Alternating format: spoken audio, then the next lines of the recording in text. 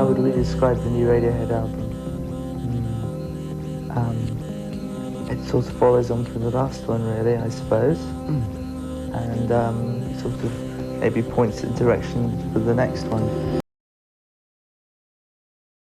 Are you going to release any singles or videos? No. Why? Oh, because videos are just awful, aren't they, really? And they just look more and more dated and more embarrassing. You think that of your own videos as well? I think that of videos now. I think our videos were okay in 90, whenever they were made. But they're like TV adverts, you know. TV adverts always look comical 2 or 3 years later, I think. And it's the same sort of thing.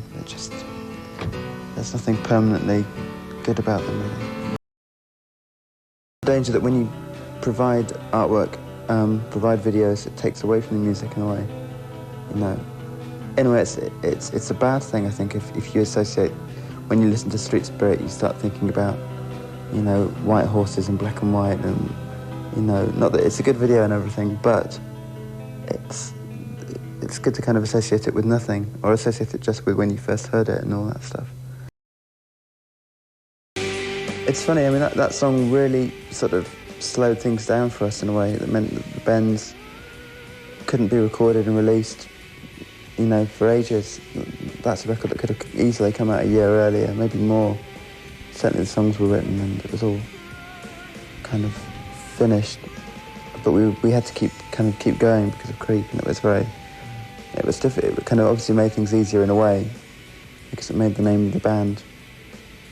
But it also slowed us down by a whole record, which is, you know, is sort of more annoying in a way in the long term. So it was good and bad.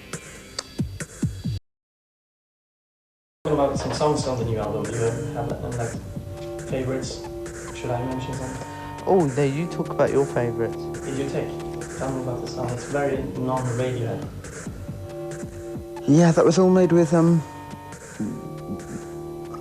we were sort of trying to go back into, look at what electric sounds are made of and how drum machines used to be made and what people who built drum machines in the 1970s and 80s, what they had to use, to work with in terms of the basic, you know, electrical signals and how they used to make the sound of the bass drum and the snare drum.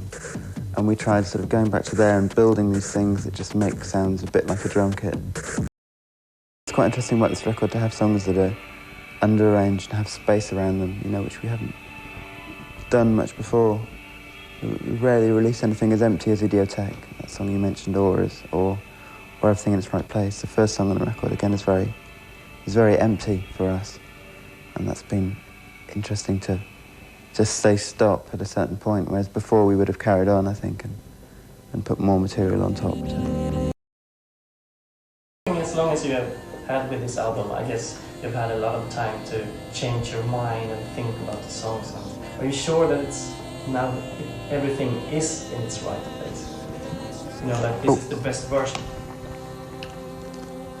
Got no way of telling. No idea, And madness maybe. lies that way, doesn't it? Yeah, you can't. Don't go there. Don't go there.